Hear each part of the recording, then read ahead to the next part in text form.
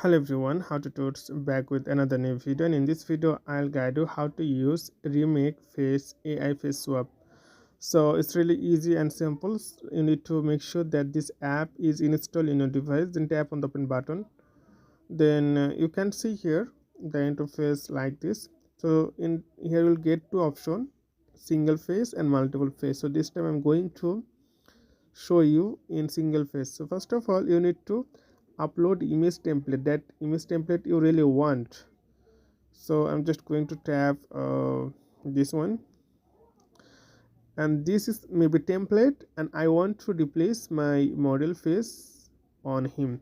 So you have to upload your face here. So for example, maybe this message face, and tap on the swap face. So here can the result that your face is replaced perfectly. So you can download now. So this way you can use the remake face app. So okay friend, today's no more, and see the next video.